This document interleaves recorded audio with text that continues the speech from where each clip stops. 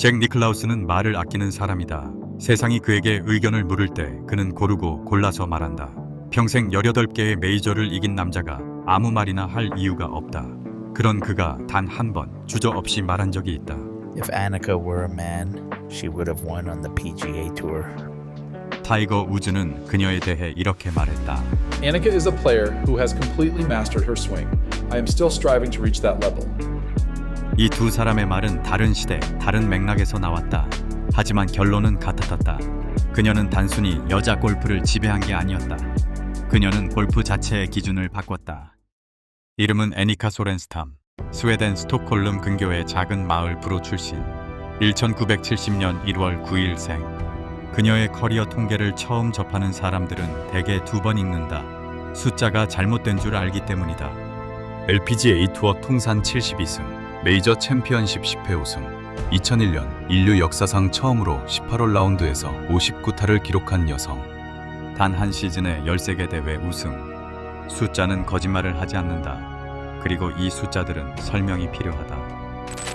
투어 프로들이 애니카의 스윙을 처음 분석할 때 찾은 것은 특이함이 아니었다. 그들이 발견한 건 완벽함이었다. 클럽 페이스는 항상 정사각형이었다.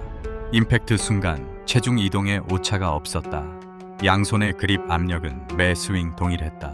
샷링크 시스템이 LPGA 투어에 도입된 이후 측정된 데이터가 있다. 애니카의 페어웨이 안착률은 투어 평균보다 높았다. 그린 적중률은 80%를 상회했다. 이 수치는 어떤 시즌의 타이거 우즈 수치와 비교해도 동급이었다. 2001년 3월 16일 애리조나주 피닉스 문밸리 컨트리 클럽. 그날 아침 기온은 섭씨 18도였다. 바람은 거의 없었다. 갤러리는 평소와 다름없이 배치됐다. 애니카 소렌스탐은 1번 홀 티박스에 섰다.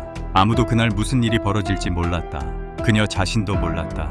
1번 홀 버디, 2번 홀 버디, 3번 홀 파, 4번 홀 버디, 5번 홀 이글, 6번 홀 버디. 동반 경기자 둘은 서로를 쳐다봤다. 말이 필요 없었다. 백라인이 시작됐다. 버디, 버디, 버디. 그녀는 홀컵에서 5피트 거리의 버디 퍼팅을 남겨두었다. 그 공이 홀에 떨어지는 순간 스코어 카드에 적힌 숫자는 59였다. 그 전까지 LPGA 투어 역사상 18홀 최저 타수 기록은 61타였다. 남자 PGA 투어에서 59타가 기록된 것은 그 시점까지 단 2번뿐이었다.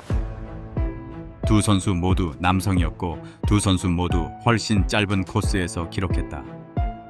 애니카의 59타는 파 72 코스에서 나왔다.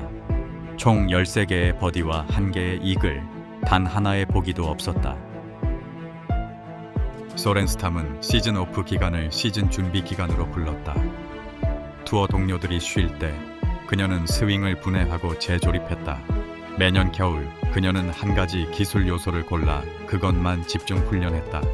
한 겨울에는 페이드 샷만 수천 번 쳤다. 다음 겨울에는 드로우 샷만 반복했다. 그 다음 겨울에는 140야드 이하의 어프로치 정확도만 집중적으로 갈았다. 그녀를 부른 별명이 있었다. 2003년 5월 텍사스주 포트워스 뱅크 오브 아메리카 콜로니얼 대회 PGA 투어 공식 경기였다. 남성 프로들만 출전하는 무대였다. 여성이 이 대회에 초청받은 것은 1945년 베이브 자하리아스 이후 58년 만의 일이었다. BJ 싱은 공개적으로 말했다. 그녀가 초청받을 자격이 없다고 생각한다. 나라면 기권하겠다. 그는 기권하지 않았다. 하지만 그 발언은 전 세계 스포츠 매체에 실렸다. 1번 홀 티박스. 갤러리는 페어웨이 양쪽을 가득 메웠다. 언론사 카메라가 수십 대였다. 세계 47개국에서 중계 요청이 들어왔다. 티샷을 앞두고 그녀는 클럽을 잡은 손에 힘을 꽉 줬다. 그리고 숨을 한번 내쉬었다. 갤러리가 터졌다. 그날 그녀는 1라운드 71타를 쳤다. 동반 경기자인 딘 윌슨은 라운드 후 기자들 앞에서 말했다. 그녀는 오늘 이 코스를 두려워하지 않았습니다. 저라면 그 시선들을 감당하지 못했을 겁니다. 2라운드 그녀는 74타를 쳤다. 합계 145타, 오버파, 컬라인은 1오버파였다. 결선 진출에 사타가 모자라 컷 탈락했다. 비웃음이 돌아왔다. 일부 매체는 실패라고 썼다. 하지만 숫자를 정직하게 보는 사람들은 달랐다. 그 대회에 출전한 111명의 남성 프로 중 그녀의 순위표 아래에는 11명의 남자 선수가 있었다. 그녀는 세계에서 가장 강한 남성 선수들이 모인 무대에서 당당히 그들을 제치고 공동 96위에 이름을 올렸다.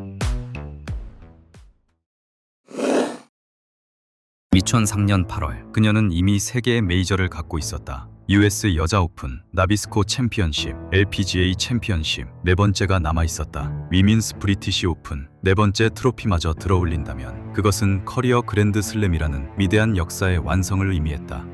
2003년 8월 잉글랜드 로열 리덤 앤드 세인트 앤스 최종 라운드, 최종 홀. 리더보드에 그녀의 이름이 가장 위에 있었다. 마지막 퍼팅. 홀. 갤러리가 폭발했다. 애니카 소렌스탐은 4대 메이저 트로피를 모두 들어올렸다. 그것은 이후 애니카 슬램이라 불리게 됐다. 줄리 잉크스턴은 그날 현장에 있었다. 8개의 메이저 챔피언이자 그 시대의 가장 존경받는 경쟁자 중 한 명이었다. 라운드가 끝난 후 그녀가 한 말은 단 하나였다. She's in a different league. 애니카 소렌스탐은 수줍음이 많은 아이였다. 스웨덴에서 골프를 시작한 건 12살이었다. 처음에는 골프보다 테니스를 좋아했다. 골프를 택한 건 사람들 앞에 덜 나서도 됐기 때문이라고 그녀 자신이 말한 적이 있다. 공이 날아가는 동안 스탠드는 그녀를 보지 않는다. 그 순간만큼은 혼자였다. 그런 그녀가 프로가 됐다. 세상에서 가장 많은 시선을 받는 무대에 올랐다. 시상식장에서 마이크 앞에 선 애니카는 말을 잇지 못했다. 눈물이 먼저였다. 그 이유를 이후 인터뷰에서 밝혔다. 저는 평생 이 자리에 서는 게 두려웠습니다. 카메라 앞에 서는 것이, 인터뷰가, 사람들의 시선이 두려웠어요. 골프가 잘 되는 날도 그 두려움은 사라지지 않았습니다. 그 발언은 묻혔다. 성적이 너무 압도적이어서 아무도 그녀의 내면을 들여다보려 하지 않았다. 2008년 6월 그녀는 US 여자 오픈을 마지막 대회로 결정했다. 그녀는 그 전해부터 손목 부상에 시달렸다. 수술을 받았다. 재활을 했다. 하지만 돌아와서도 그 이전의 수치가 나오지 않았다. 72승을 올린 선수가 73승을 위해 고통을 감내했다. 그것이 어쩌면 가장 정직한 이야기였다. 남들은 그녀를 기계라고 불렀다.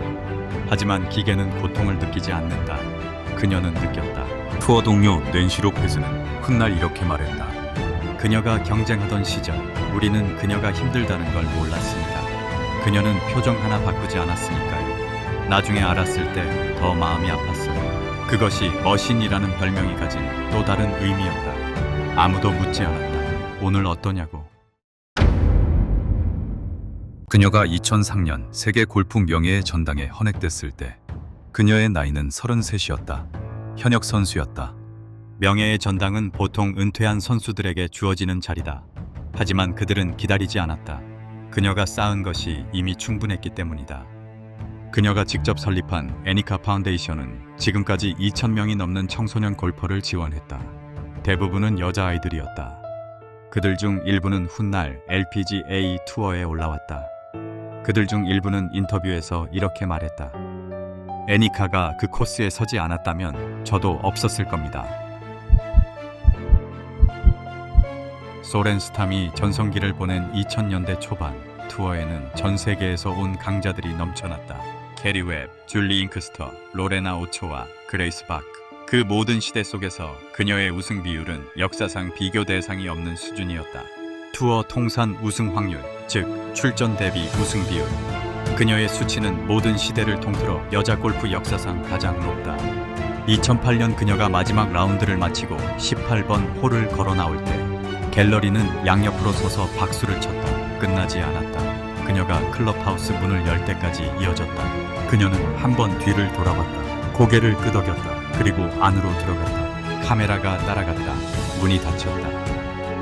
나는 완벽을 추구했습니다. 하지만 골프에서 완벽은 존재하지 않습니다. 그게 내가 멈추지 못한 이유였습니다.